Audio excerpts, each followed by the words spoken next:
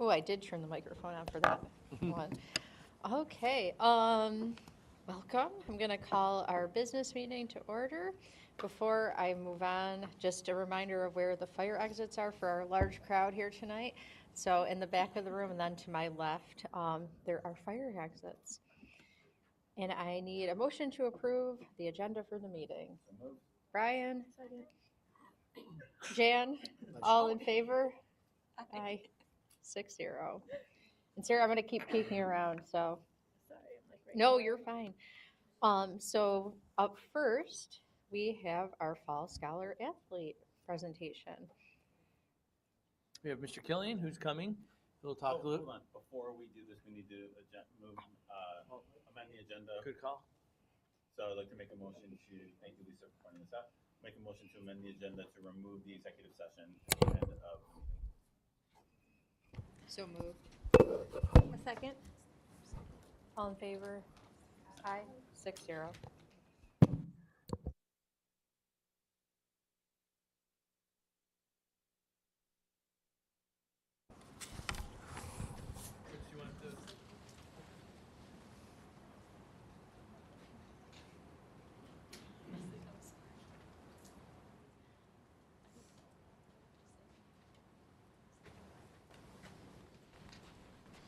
Good evening, everybody.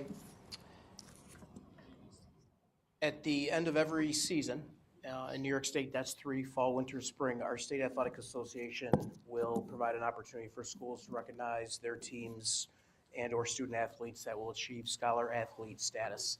And as you can see on the screen, to receive a team award, the team's average GPA for 75% of that roster has to be equal or than to 90. And if you consider what our student athletes are doing on a daily basis with their teams as well as going to school, it is really a significant event. Extremely proud of them. First going our fall game day cheer, coached by Coach Pesci. Congratulations to the team, and you can see also additionally the student athletes that also received all-county recognition. So congratulations to our game day cheer team. Next is boys cross country, coached by Coach Ben Bulkley. Special congratulations to Andrew Green. He was the Class A Section 5 champion and also set a new course record at Letchworth Park. And you can also see the additional student athletes that received all-county recognition as well. So congratulations to our boys cross country team. Next, moving on to girls cross country, coached by Christy Moore. Fritz, can we just make sure your microphone's on? Green? Yep, it is green. You sound great. Okay, thanks. The girls cross country team coached by Christy Moore. You can see the student athletes that received all county recognition as well as all Greater Rochester, and congratulations to the team because they also received the Monroe County Sportsmanship Award for the season. Congratulations to our girls cross country team. Moving on to field hockey coached by Teresa Santa, they received Scholar Athlete Award as well, and congratulations to them. They're also Class A champions with Section 5 and moved on to the Western Regionals where they were victorious against Section 6 and then moved on to the New York State Final Four where they lost in the semifinals, but just a fantastic season for them. Congratulations. Moving on to football, coached by Mike Wayne and Rob Council. You can see the student athletes that received individual Scholar Athlete Team awards, as well as our student athletes that were recognized by our division for Federation football, as well as all Greater Rochester. So congratulations to our football team. Moving on to girls golf, coached by Terry Clark. Congratulations to the team for their Scholar Athlete Award, as well as Harper Dittman. She has qualified for the state tournament, which is held in June, and that was her 5th consecutive time achieving that, which is a tremendous accomplishment, as well as her All Greater Rochester recognition. Congratulations to our girls golf team. Moving on to gymnastics, coached by Alicia Baum. They won the Section 5 title. That was the 2nd year in a row for them. Congratulations to them, as well as our student athletes that received individual honors, as well as all county and Section 5 championships. And their state championship will be held in March, and we will have several athletes moving on to the state championships. Congratulations to them. Moving on to boys soccer, coached by Bill Teasdale. Congratulations to them as they won the Section 5 title as well as the Western Regionals and moved on to the state playoffs, the Final Four, where they really represented our school and community with class and pride, losing a narrow battle in the state finals. You can see these student athletes with their recognition as well as our coaches. And also would like to point out with Alex Grada, he was just named a high school All-American, which is a tremendous accomplishment. Congratulations to the entire boys team. Moving on to girls soccer, coached by Tom Natale. Congratulations to all of our student athletes, as well as the ones that received all-county recognition, as well as all Greater Rochester. And they were also Section 5 Class AAA champions. And congratulations to Coach, as he was recognized by his peers as Coach of the Year. Moving on to our girls swimming and diving, coached by Mike Kennedy. And you can see what a tremendous successful season they had with the multiple student athletes that were Section 5 champions moving on to the state meet, as well as special recognition for Riley Hauber. She was the Monroe County Girls Swimmer of the Year. They had a phenomenal season. Congratulations to them. And moving on to girls tennis, coached by Joe All. You can see the student athletes that received their all-county recognition, as well as the entire team for their scholar athlete recognition. Congratulations to them. Boys volleyball, coached by John Odell. Congratulations to the team as they finished undefeated within their division, and they were Monroe County champions, and they made it to the Section 5 championship game where they lost to a phenomenal Penfield team. Congratulations to the boys program. And then on to girls volleyball, coached by Trish Vergenzi. They were Section 5 AAA champions, and you can see the student athletes not only as a team Scholar Athlete Award winners, but also the All-County and All-Greater Rochester nominations. Congratulations to all of our teams. We also have some really high team GPAs with our varsity gymnastics team finishing with a 96.32. They were highest, and out of all of our teams, all but one received Team Scholar Athlete Awards. I do want to make sure it's noted that really want to thank our families, because it's a tremendous sacrifice when you are adjusting your family schedules for practices and contests and going away on weekends. And also want to thank Superintendent Provenzano and the Board of Education for their support. We have had an incredible amount of teams going on to the state finals, and that really costs a lot of extra support in terms of time and responsibility and management, and really could not be done without the community support. So thank you for all of that. Any questions? No questions, just I think congratulations to all our student athletes. Yeah, it's great. It's great to see like we perform and represent so well athletically, but academically we come to the table too. So really proud of that.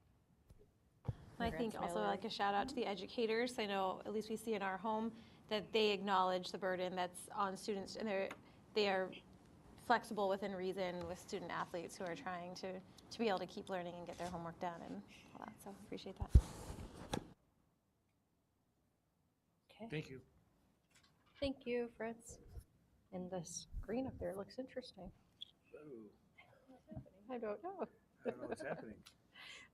Okay. I know, right? So- Mr. Devitt. We don't have any public comments today. And are we okay if we move on to our student? We're gonna be okay. Okay, That was me. I'm just rebooting it, but okay. see the screen? I think you have the screen Is that on your screen too? No, it's fine. His screen is fine. But I think, There we go. We got there it. we go. So Yeah, up refresh. first with our communications, we have our school student advisor report. So welcome.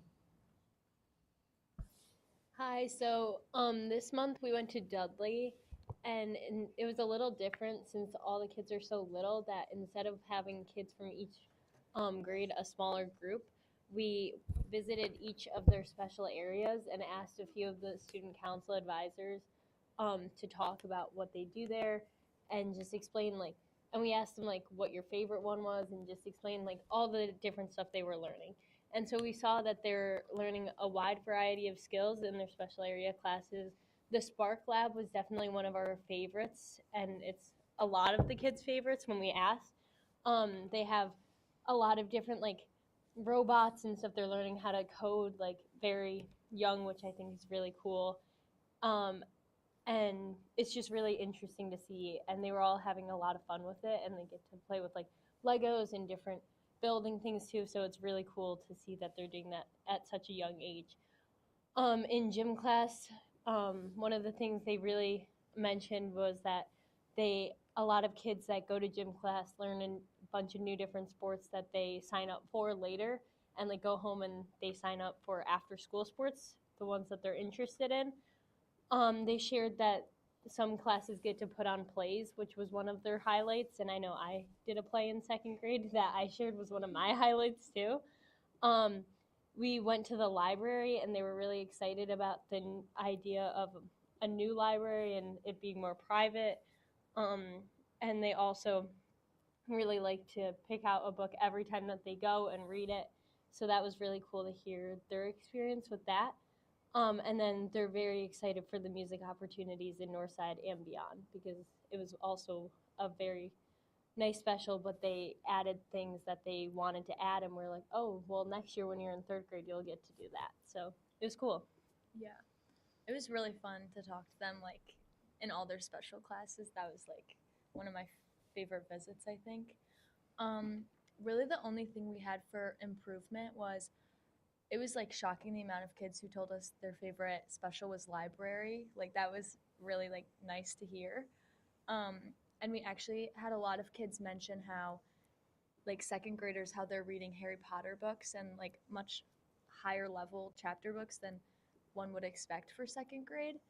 And so we thought about maybe would there be like an opportunity for them to check out books from the Northside Library potentially to get more challenging options. Because yes, they have like the public library and stuff, but it was just like really cool to see like the amount of kids who were pushing for like more challenging options. So I feel like we always want to encourage that. But that was really it. It was really cool to like see what they had to say.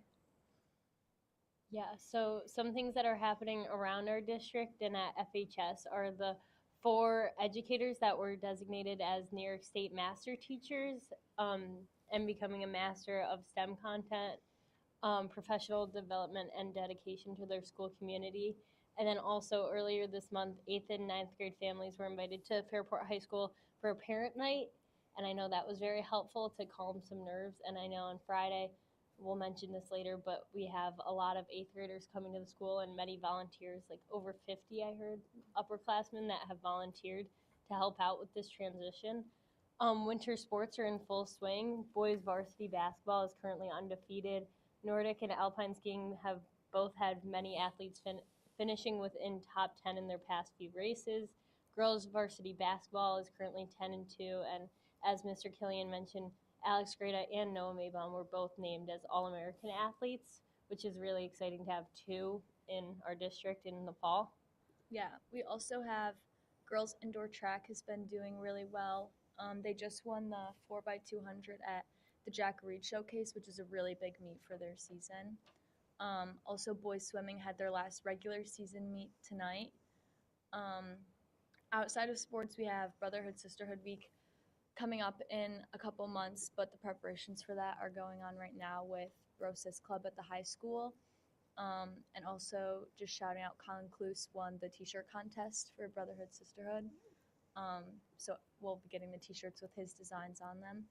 And also for the family talk this year, which we have for Bro Sis Week throughout the week, Rich Onyebeni will be coming back. We had him last year and he was really great. Definitely like one of the main highlights of the week, and he's coming back this year. Also last week we inducted 88 students into National Honor Society, Mallory being one of them. So we have 161 members in total now, and that's juniors and seniors at the high school. And today after school, NHS students volunteered to share their feedback with district leadership on the new homework policy. So that was after school today. And also last week we had the mobile museum here, and we were the first district in Monroe County to host the museum, and that was a really cool opportunity that we had.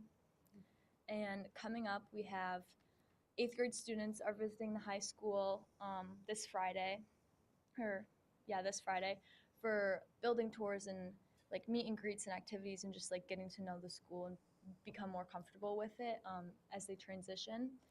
Also, for February break, we have our high school students doing the Irish exchange and the London-Paris trip.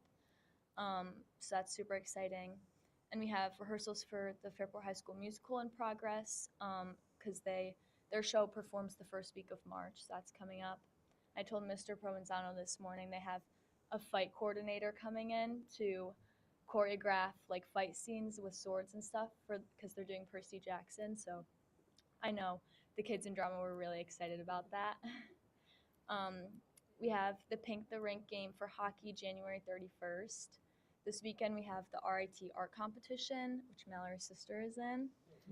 And then also coming up next week, third quarter starts, and we're working on, we have second semester schedules coming out, and also scheduling for next year is about halfway done for all the high school students, so that's really exciting.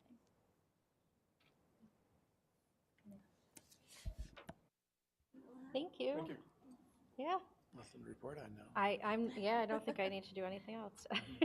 No, that was lots of great information, and I will shorten my report because you covered a lot of it, which is wonderful.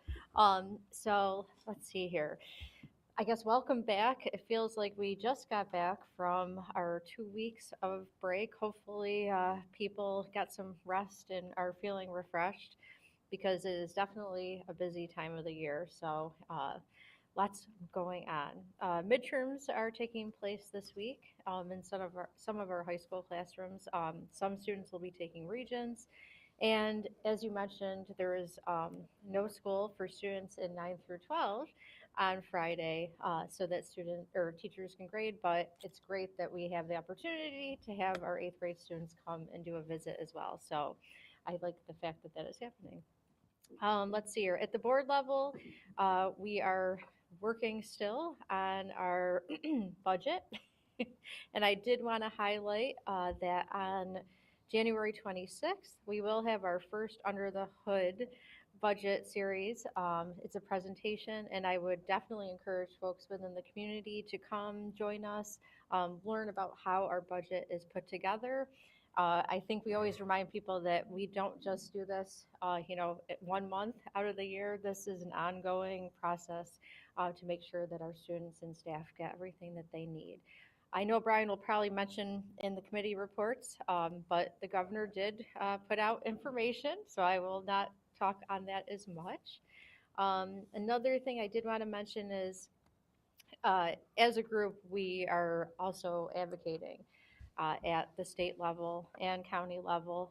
And in February, the first weekend, there is a legislative breakfast that we will be able to attend. And I think one of our student reps will be there as well to meet with our local representatives to talk about, how and what we need support in for our Fairport community. So we're lucky we do get to meet with our reps frequently on our own, but I feel like doing it in a group with folks from across Monroe County can be impactful as well. So thanks for all the support, and I really hope to see people at our upcoming budget workshops.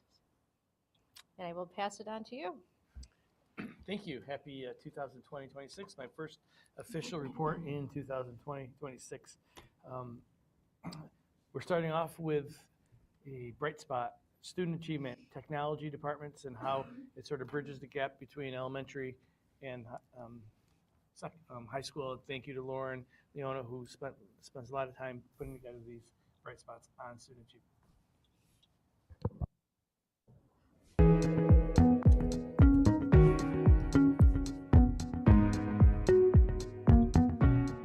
That's okay, right? We're learning this process. This is the first time you've done this, okay? The nice part about middle school tech is that we're giving them a kind of 3,000-foot aerial view of everything that you can cover, right? Because they're coming from these K-5 programs that are focusing so widely on so many cool, fantastic things, right? In the Spark programs, they're doing some Tinkercad. They're talking about how do we create these sorts of things in Tinkercad. And then they get to us, and we have to kind of bridge the gap between what they're learning in K-5 and then the electives that they have the chance to do at the high school level. In Spark Lab, we learned a little bit about coding, like just the simplest versions of coding. We do a lot of coding in 7th grade, so that helped out a half decent amount.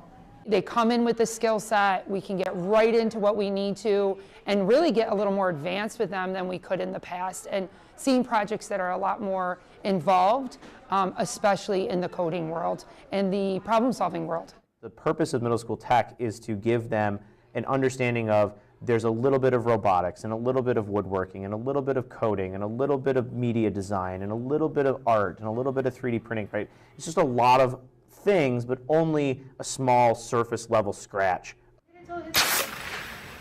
Whoa! Okay, Abram, 1356, LT 1.042.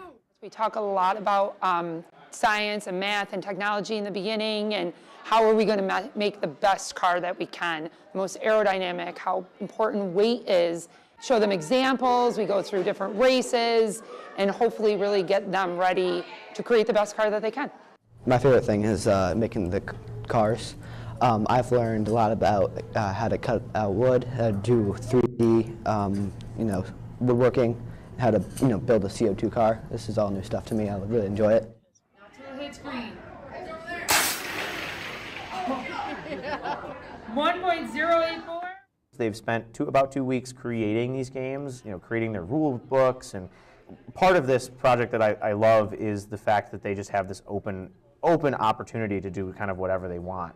Right? I give them kind of this basic outline and this basic, guide of here's the things that I really need you to make sure you have, but they have a wide open lane to do kind of their own imagination, their own creativity. And student achievement looks different in every student, right? So some of my students, that success to them is I'm coming in extra periods, I'm spending my extra time to get this done. Some of them, the success is I worked my butt off and I got this portion done during class, and that's what I can do today, and that's great. Really, their planning process is the biggest piece to it. So if I see a lot of success in that, I know they're going to have success, hopefully at the end. I feel like it would really help to learn how to woodwork and a lot of the digital designing that you do that could really help with a lot of careers coming through high school. I would say just make sure everything that you hear in tech class you listen to, and you make sure that you try your best, because it's very helpful later in school. It can help you throughout life. What we do here allows kids to see that. Do they like coding? Do they like hands-on? Do they like the problem solving? Do they like graphic design? They're all different pieces of technology that can work together, but also can be very separate. So it allows them to kind of figure out what they'd like to do in the future. Thank you so much, Lauren, for putting that video together. And you're right, people learn in different ways, and our technology program is one way to do that. We celebrate our student athletes, and we celebrate our students all the time, but I think Mallory or Nora just spoke about the New York State Master Teacher Program. We had 4 educators, Taylor Barbetta, 3rd grade teacher at Northside, Rebecca Caffarelli, 5th grade teacher at Brooks Hill, Kimberly Freight, 3rd grade teacher at JA, and JJ or Jerry Wagner, 9th grade math teacher at Minerva Deland, all taking a step forward in developing their practice in science, technology, engineering, and math. We really appreciate their commitment, and it transcends into the classroom. Look forward to talking more about Master Teacher and how it contributes to the profession and our school community, and also National Board Certified Teachers. We have plenty of those in Fairport too. Really proud of those efforts. Moving along, the board has made a concerted effort to invest in MTSS, multi-tiered systems of support. In particular, this update, I'm going to cede some time to Dr. Wilson to talk a little bit about how MTSS is related to data-informed practices, homework regulation, which we've heard a little bit about tonight through our student board members, and the religious observance regulation, which we are developing and we'll be talking more about in the future. But Dr. T is going to dig into it a little bit. Thank you, Superintendent Provenzano. Thank you, Board of Education. Can you guys hear me on this mic? I feel like Now we can. Now you can? Okay, I'm just going to hold it here. We knew it wasn't working well. Jeremy and I were joking about that. Do you want to give me yours? Doug, why don't you give her Doug, yours? can I have yours? There you go. All right. How about now? Good? Maybe? Yeah. Ish? Okay, it's fine. I'll just hold it. It's not a big deal. All right, so data-informed practices. You've seen several presentations this school year alone on some of the work that we're doing with our data and what we're doing to uplift that and make instructional decisions and programmatic decisions. Just want to plant a seed of some work that we're going to continue to do this year. We had an expert from BOCES come and present to the directors at our curriculum and instruction meeting that we have every month. And he was able to help us dig into our state reporting data for New York State testing 3 through 8, and then also our Regents exams. We will be doing a very similar experience with our building leaders so that they can then turnkey and lead conversations with their buildings. And so he really helps us to look at all of our subgroups, our total performance, our growth index. There's very complicated formulas that go with New York State. So we're excited to have our friend from BOCES come. That's Ryan Mayer. He's a wonderful source of knowledge for us. He's also helping to lift our eDoctrina work. I don't know if you've heard anyone talk about our eDoctrina work. That will eventually be where we house all of our curriculum, but then also our common assessments. And it allows us to track standards and then things like Portrait of a Graduate in a system so that we can see where we are falling short as a district, where our strengths are, and then where we need to continue to do work. Moving on to our homework regulation committee. So this is part of our SIT, our school improvement team work. We are in year 2 of this work, maybe 3. I'm starting to lose track. I've been here so long, which I guess is a good thing. We've had a subcommittee working on this where we originally started with coming up with our grading true north, and we dug into some work with grading experts, reading some texts, and then we did a survey out of that work that happened last year. We surveyed our community, our teachers, our students, and so we were able to survey, over 1,400 parents, around 300 teachers, and 2,196 students grades 6 through 12 on the impact of homework and what they wanted to see happen. As with any good survey, more questions came out of that than answers, and so we're continuing the work. And we currently have a draft regulation that is being circulated around. This draft was worked on by both elementary representatives, so we have 5 teachers, 2 leads, 4 administrators, secondary representation, 12 teachers, 2 mental health providers, and 2 administrators. There's also 2 parents that serve on the subcommittee, 2 district-wide coaches, and 2 district-wide administrators. Right now, that draft is being put in front of teachers in grade level meetings or in their content area meetings, and then also in front of students through our student council, National Honor Society. I think we just spoke about that as something that's happening. Did it already happen, girls? Yeah. So we just did that with our National Honor Society students. So getting feedback from a variety of stakeholders, knowing that there is not a perfect homework regulation, and for every rule that we make, there's an exception to that rule. And so what we're trying to create is guideposts for people of best practices based on the research. I'll give one example of why we wouldn't want to have something lockstep, right? So let's say secondary, we say homework should be no more than 3 hours a week. Well, you all have had or will have children that have taken AP courses, and there's just no way that it's 3 hours a week, right? And nobody would expect that in high school either, especially when you're taking AP courses. So the homework guidance and practices for elementary look different than middle, then look different than high school, and then they're gonna look different in content areas depending on the level of rigor in those courses. So that is still a draft. We're still getting feedback. Our goal is to have a a very edited version to roll out in our April conference day. So looking forward to continued feedback on that. And then loosely related, but it is related to MTSS, is our religious observance regulation.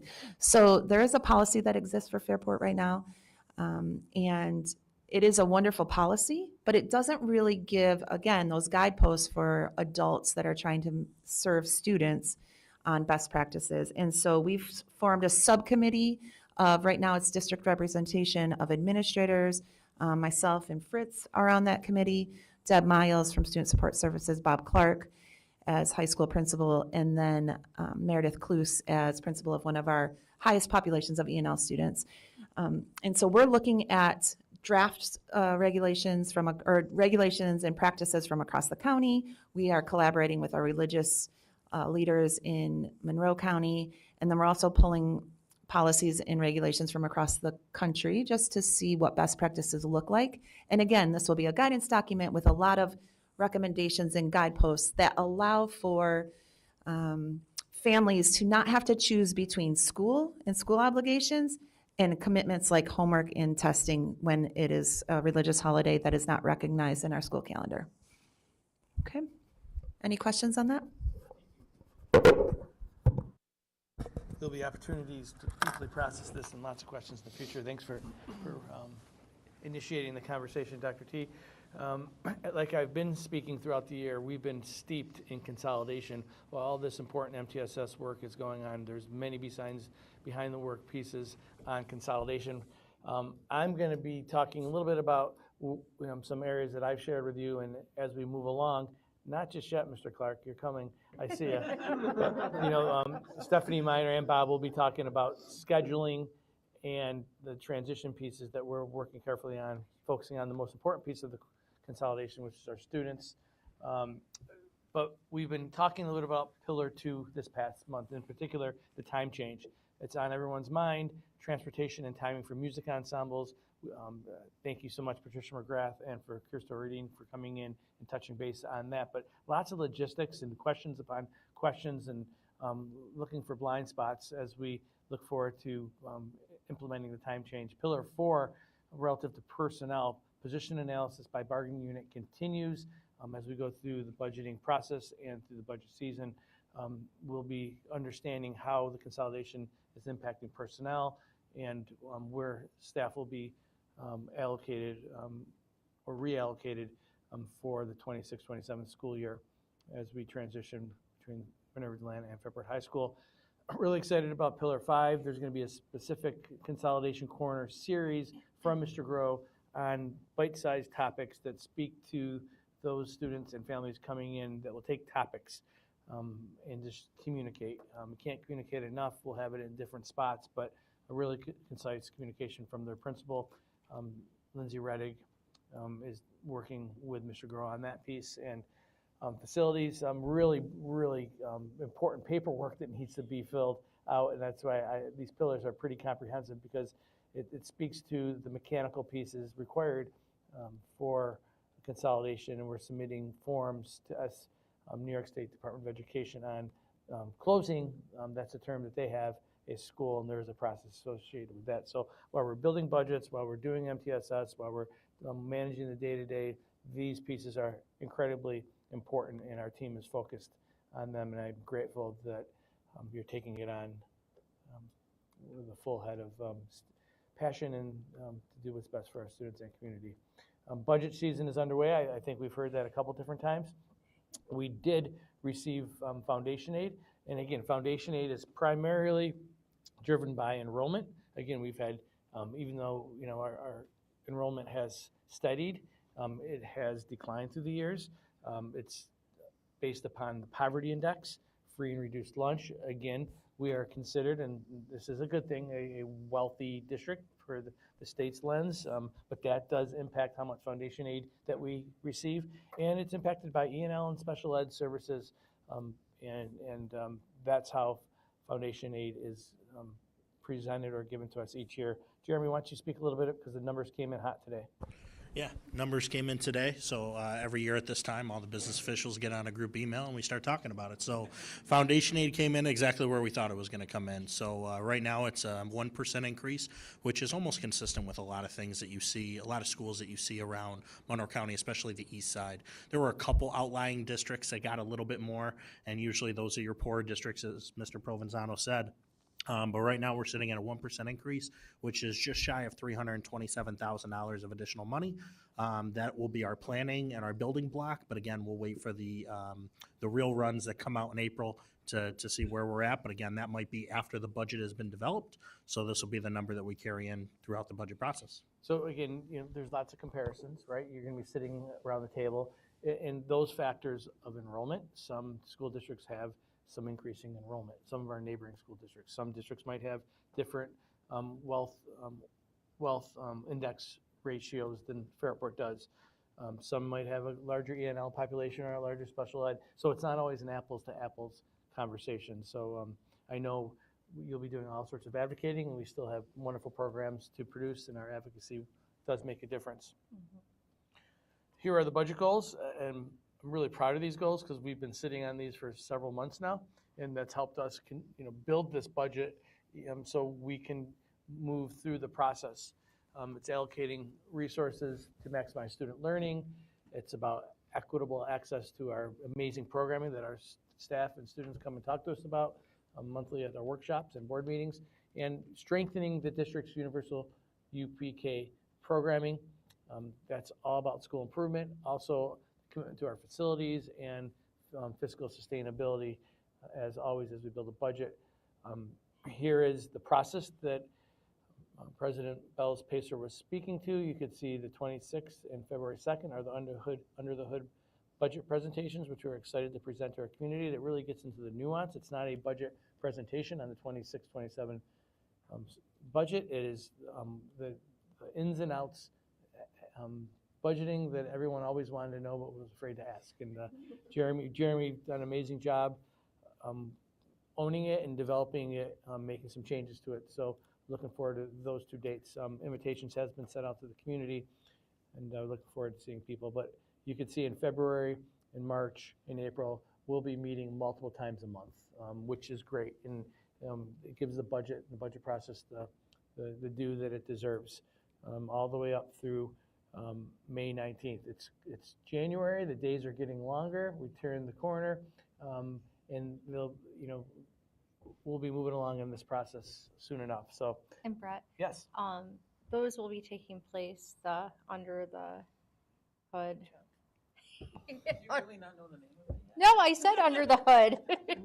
They'll be in this room. They'll be right here. I just wanted to make Yep. sure. And Yes. we're starting at 6:30 on those nights, and we really try to honor people's times, making about an hour and a half, because you can go on. It's really good, meaty stuff, and it's Fairport High School, 6:30 to 8 o'clock. Yeah, I just wanted to make sure. Do you have to register? Yes, just so we understand.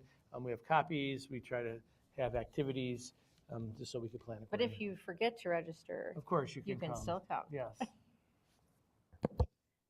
Little public service announcement. Thank you so much. This is exciting.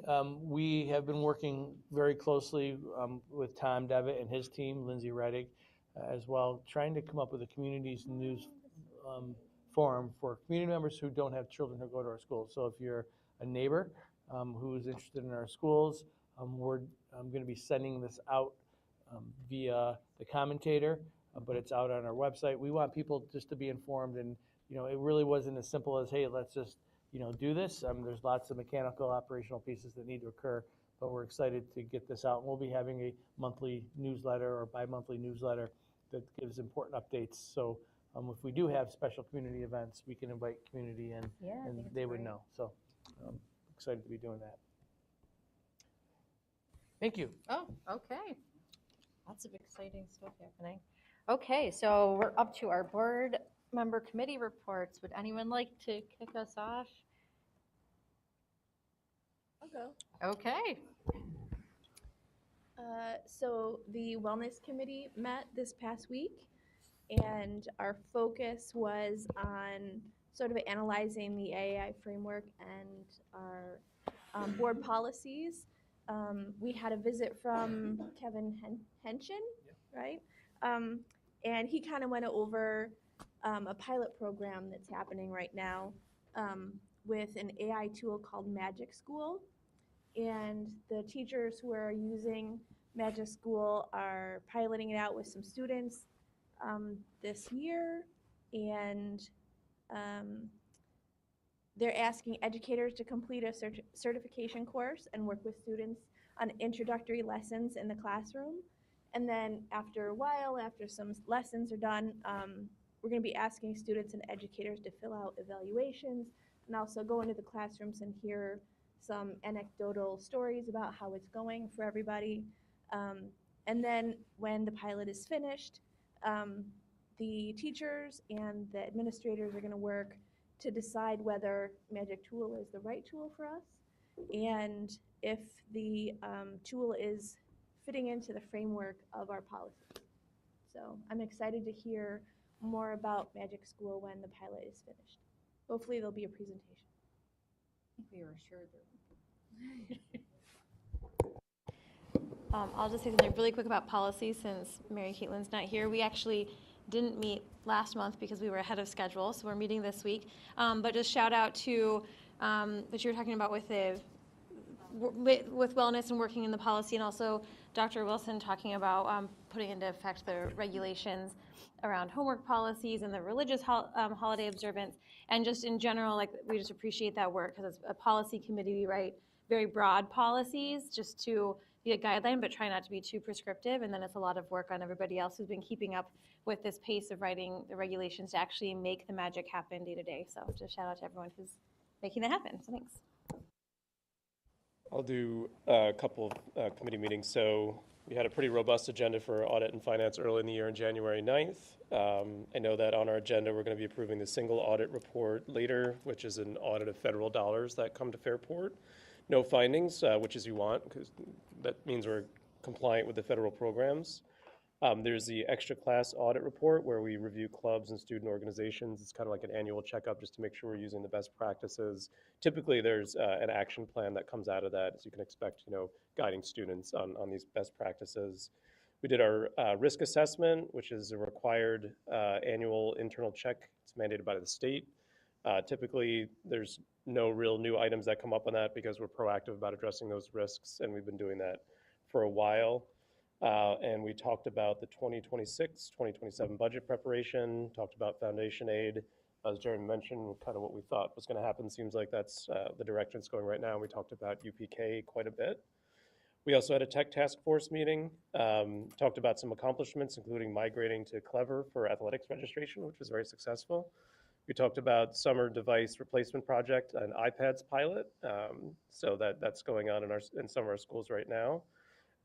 We also talked about AI policy development, and Nate Reuter joined us to give us a sneak preview of the families workshop that he's going to be conducting. I think that's tomorrow. So that was really cool. And Nate does a great job. I encourage everyone in the community to attend that. All right, a legislative advocacy update. Erica, I have to delete half of my update because Erica already talked about it. But no, we have the legislative breakfast coming up in a few weeks through Monroe County School Board Association. I think everyone got their invite, including the student reps who got invited too, so very excited. That's always a really kind of highlight event. Some of the other things that come out of the executive budget, which I literally was reading as I walked into the meeting, so I'm catching up. Obviously, Mr. Nardone and Mr. Provenzano are well on top of it, but some of the other statewide highlights, along with the foundation aid stuff, full funding of expense-based reimbursement aids, so transportation, BOCES, special ed, that's cool.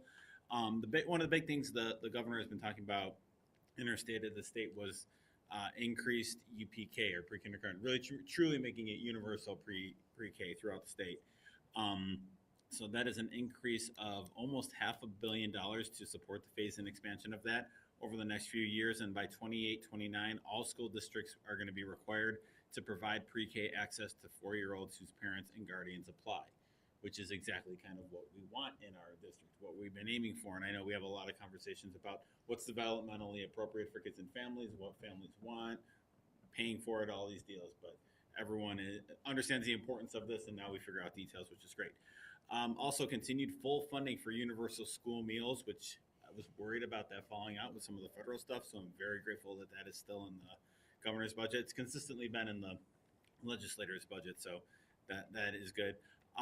No proposed changes to the zero emission bus transition mandate. Set your face to stunned. But here we are. Well, here we are with that. Also, the state ed department is going to be issuing best practices for math instruction, similar to the reading stuff that came out last year.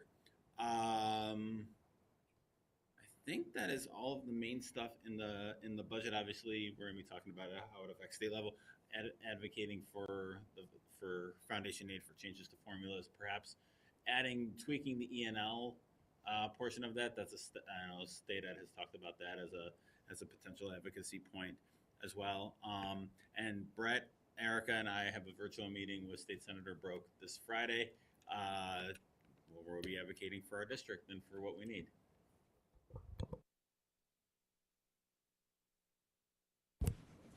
Her proposals don't always necessarily translate to what actually happens, right? Well, So I think no, yes, I think you so want. Thank you. I was going to mention that, and I sidetracked myself. Important note for everybody: we've been around this block before, but this is just the first proposal of the state budget. The legislature will come back with its proposal, and there will be months of negotiations. It will be done by April 1st this year. I know it. No, it won't. But this is the starting point. So there are negotiations that go back and forth on how this happens here. So anything you read right now, it's a lot of good stuff for education, but it is a starting point. So. Yeah. Anyone else? Okay. So we have our treasurer and investment update. All right, so in front of you is the treasurer's report for the month of November. So starting cash balance for the month of November was just shy of $127,500,000. You'll see receipts at about $8.2 million. Majority of that was sales tax. This is the third quarter sales tax of of calendar year 2025 or first quarter of 25-26 for the school. And again, you're going to see this throughout the next few months. Disbursements is actually greater than revenues, which is kind of scary when you think about it, but that's how schools operate. All schools are in the same boat. We get all our tax money in, which we've already received, and then we get a boatload of our state aid payment actually in March. So we had disbursements of just over $15 million with an ending cash balance of $120,400,000. And you can see below how that's invested. So we have some money liquid in some money markets and CDs. We also have some money in the sweep accounts that get a little higher interest rate.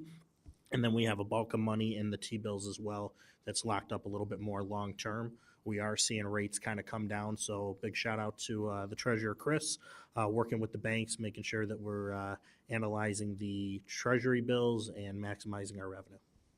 Any questions? Thank you. Thank you. Okay, so we're up to our board discussion action items, and I think, Mr. Clark, you are. Yeah, we have. This is your topic. We have a consolidation corner, Mrs. Miner, where you can come down to, and well, Mr. McGrath, you're also double duty. I think I was wondering, you're steeped into the transition period, so I think we're going to start with. Again, this is the main focus of this whole consolidation. It's our students, so we're really think it's important that the board and those who are viewing truly understand what we're trying to accomplish as we enter consolidation. And Mr. Clark's going to be talking about the scheduling process, followed by the transition. So sorry, I was a little excited. You're when excited you put our too. slide up. Everyone's excited. Tried to get in the on deck circle. So much of the consolidation work has been talked about repeatedly in different formats, so I'm not going to spend a lot of time. You know, Brett and I, when we talked about doing these consolidation corners, thought there would be times throughout the year that make sense to bring other people to speak, and so do that in just a second. I guess I would say from my end of things, you know, Brett mentioned that we were doing the position analysis piece. You know, we're working collaboratively with the ASHR and ASB to communicate some of that position analysis. That's going to be the focus with support staff. And as I shared in our last update, through the master schedule process that our students talked about, we've completed as much as we can because we've had kids that were absent and whatnot, 2 grade levels. So I've got half of the puzzle starting to come together for the master schedule, which will then give me the staffing information that I need to make recommendations to Doug, and so that Jeremy can inform the budget process. So we take a week off for midterms and ending semester courses, and then we jump back in with scheduling, and we pick up the incoming 9th graders and incoming 11th graders are next on that docket. So 2 weeks from now, the picture is going to become much more clear, and we'll continue to work with lead teachers. The next phase after that will be to share that information with them and to identify the number of sections that we're going to run and any courses that we might decide to cancel because they're low in enrollment. And so it's early, but you get excited about like that puzzle coming together. And so that's next. And then I would just say this piece is proof of the conversation that we had when we first started talking about the intentionality that needed to come into how we were going to take in 840 students or so next fall. And so when you went through that domino process of me vacating the high school principal position and bringing Pat in, this is Pat's idea. I want to make sure that he's given credit for this, talking about like what if we were to bring the kids in January when you have this rating day. And Steph, with 20 years of counseling in her background, and Patricia and her knowledge in the 9th grade right now, they have been seamlessly working with this piece, honestly, for months. We've talked to you a little bit before about induction and how administrators and counselors work together every year to do that process, and some of the things that they considered as a build-up to this. And so they jumped all over this idea that Pat had, and I'll let them talk about the details.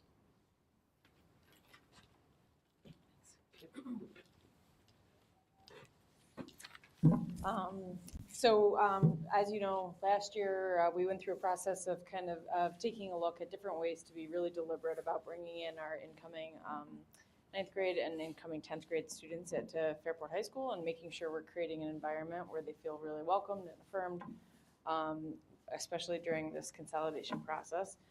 We explored different programs that were kind of boxed and for purchase, and we also explored creating opportunities in our own way that Fairport does. And so we ended up landing on doing this our own way based on some of the structures that we already have in place, and utilizing those and maximizing those systems that already exist to be able to create a system that will work for our given structures. Yeah, and so you guys have heard about it already a little bit, but our first opportunity is scheduled this Friday, the 23rd, when we have our rating day. And I have to just think back to November, and it was our faculty meeting in the high school, and Pat Groh came in, and on the way out, he just says, "Hey, can we bring our 8th graders over sometime?" And I was like, okay, let's get the ball rolling. And we kind of ran with the idea.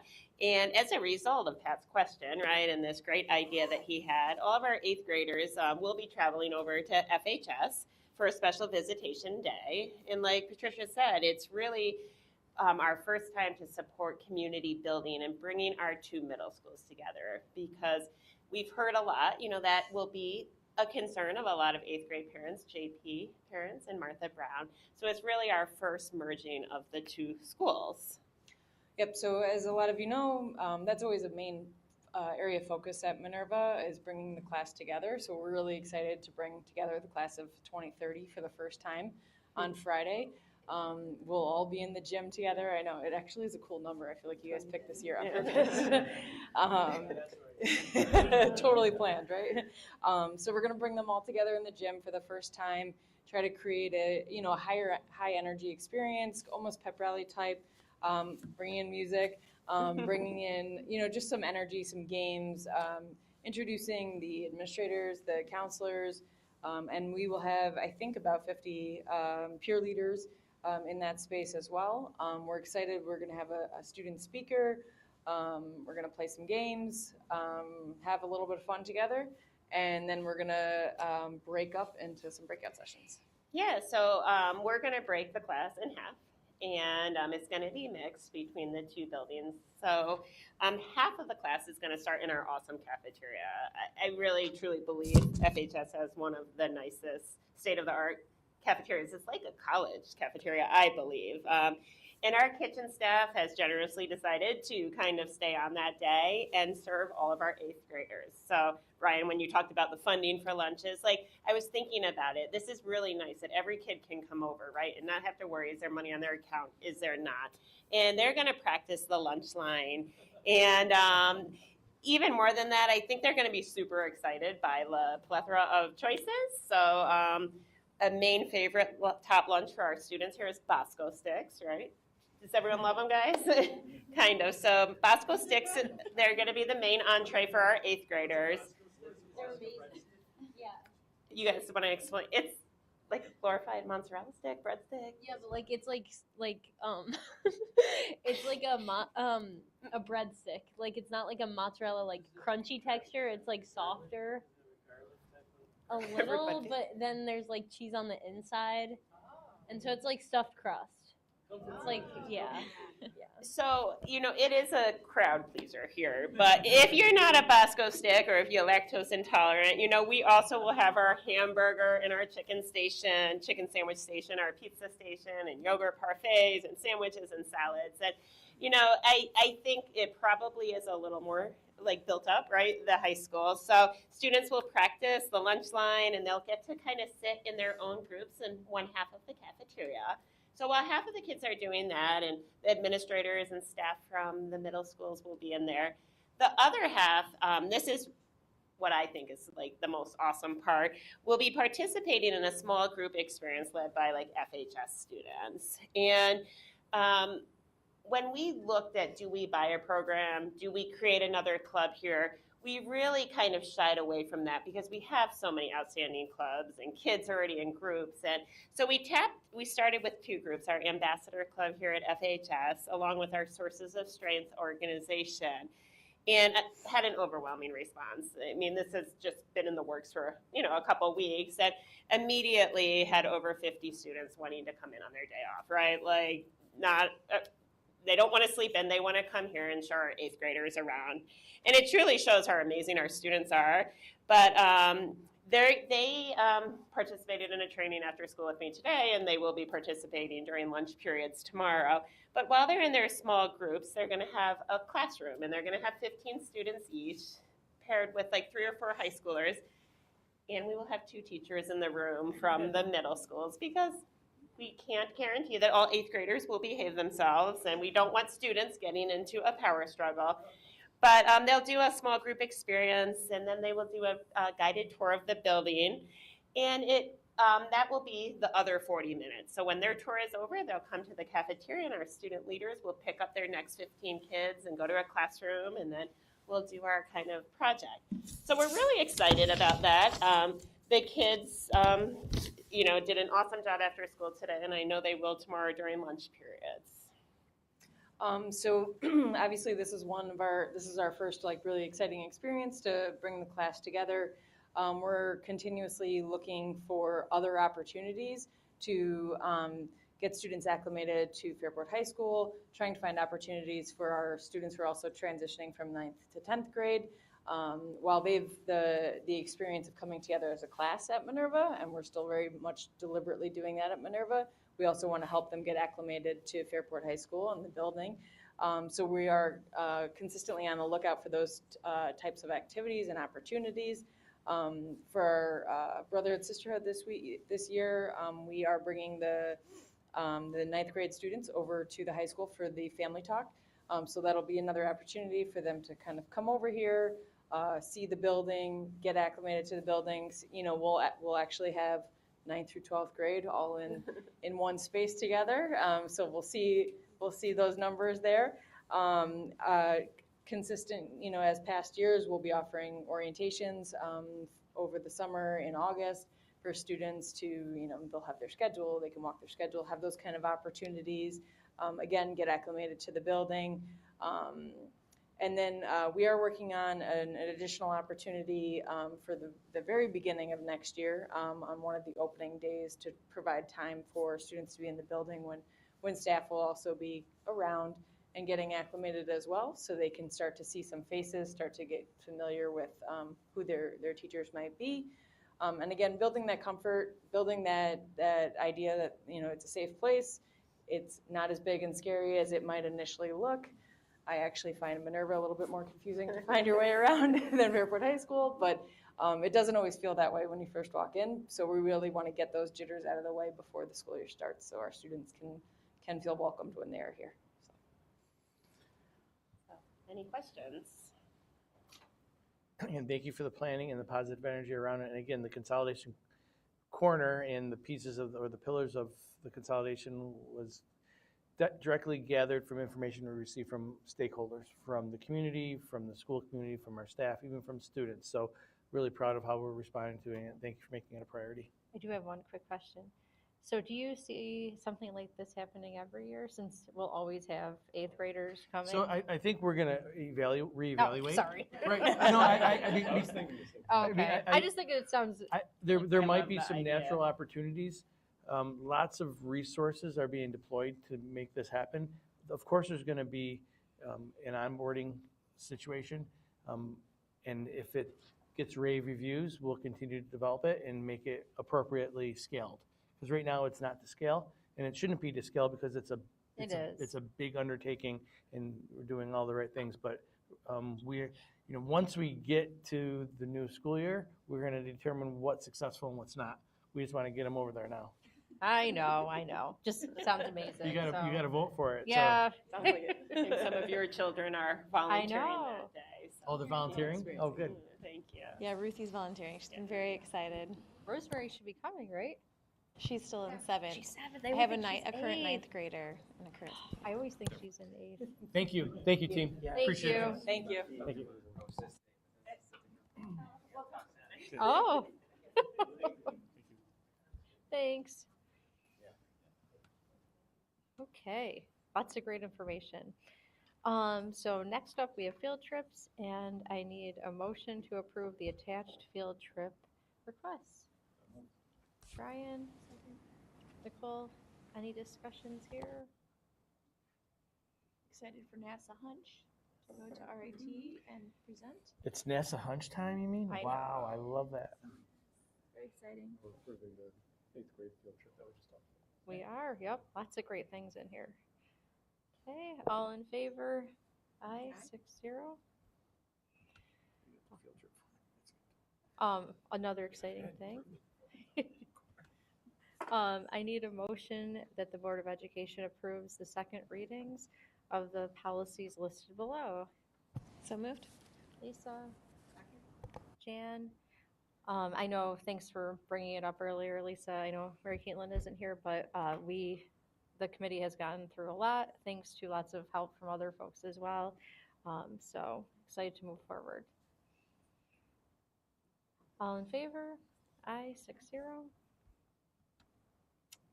I need a motion that the Board of Ed accepts the extra classroom activity funds financial report for the year. Oh, I did. Oh, sorry. Oof. That is an important one. I need a motion that the Board of Ed accepts the single audit report for the year ended June 30th, 2025 as attached. Brian? Second. Nicole? Any discussion? Okay, all in favor? Aye, 6-0. So here's one I tried before. Motion that the Board of Ed accepts the extra classroom activity fund financial report for the year ended June 30th, 2025 is attached. So moved. Second. Nicole? Lisa, comments? All in favor? Aye, 6-0. Motion that the Board of Ed approves the corrective action plan for the extra classroom activity funds financial report for the year ended June 30th, 2025 is attached. Brian? Nicole? All in favor? Aye. 6-0. Okay, next is the standard workday and reporting.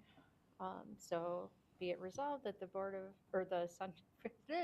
that the Fairport Central School District hereby establishes minimum standard workdays for the purpose of determining days worked reportable to the New York State and local employees retirement system per attached. And this is something we do every year, so just a reminder.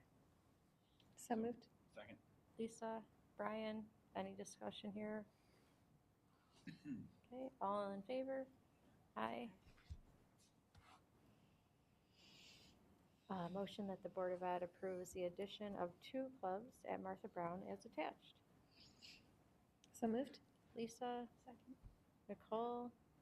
Any discussion? Yeah, they do look fun. The debate club. Yeah. Is that the first time that the middle school or has had a debate club? I can't recall in my history. You know, I've been around the middle schools for about 20 years. I don't remember a debate club. Do we have one at the high school? Do we have a debate club? I love that this was initiated by students who wanted to do it. That's really cool. Yeah, So so one at the high school in another. I was just gonna Isn't say, that so cool? maybe Yeah. we'll see one Yeah. next year at the high school. You will now. I know. All in favor? Aye, 6-0. Motion to approve the athletic fundraisers as attached. Brian? Second. Nicole? Excited to have those in already. All in favor? Aye. 6-0. Motion that the Board of Ed approves the following donation for Fairport High School's art department. Second. Brian, oh, and Lisa. Discussion here. Yes, thank you. We always appreciate donations. All in favor? Aye, 6-0. Which leads us to personnel.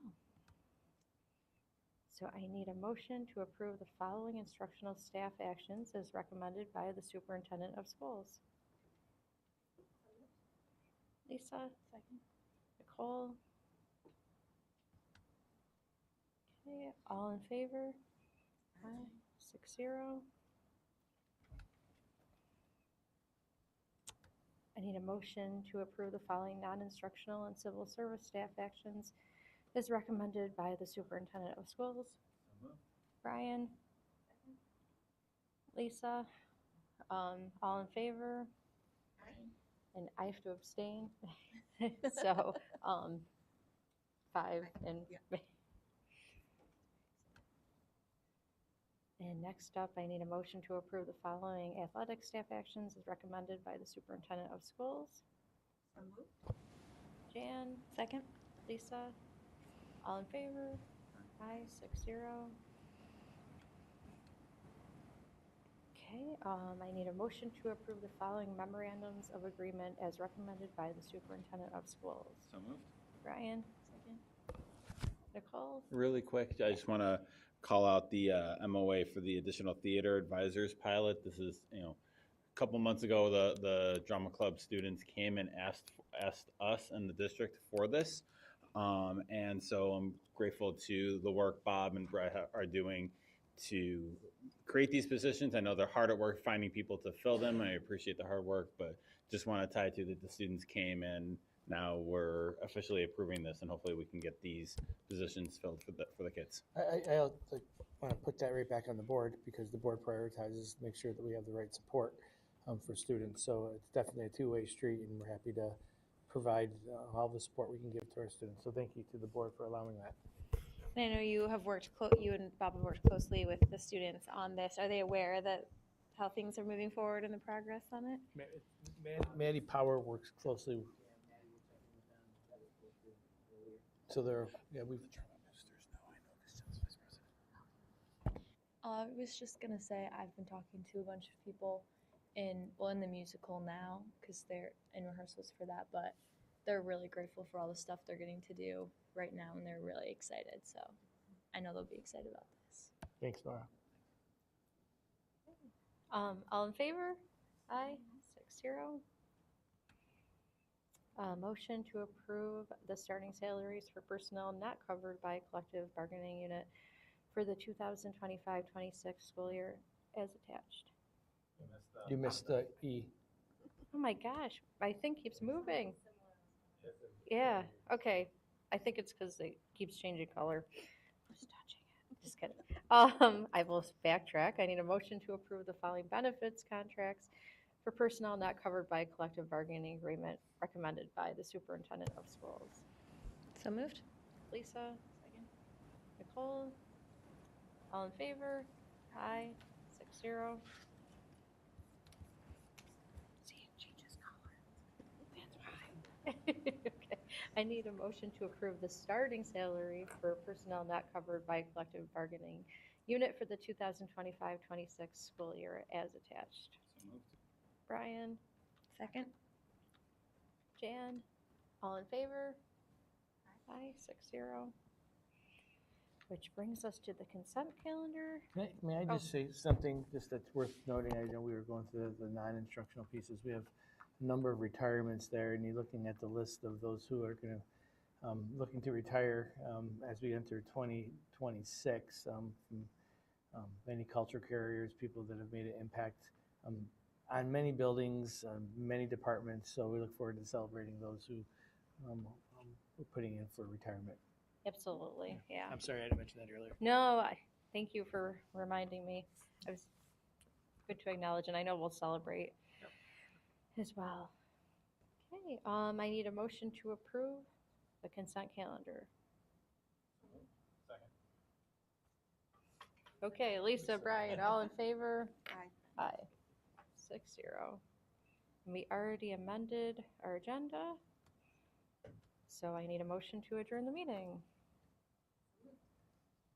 I'm going. Lisa and Jan, all in favor? Aye. 6-0.